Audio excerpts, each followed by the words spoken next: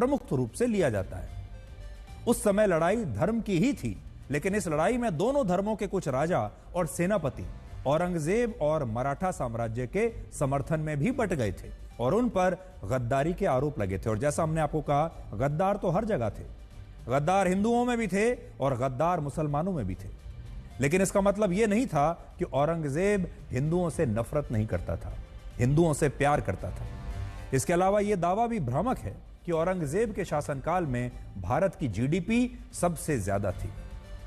सच यह है कि औरंगजेब के जन्म से 1600 वर्ष पहले, यानी पहली शताब्दी में वैश्विक जीडीपी में भारत की हिस्सेदारी 33% थी और इसीलिए भारत को सोने की चिड़िया कहा जाता था।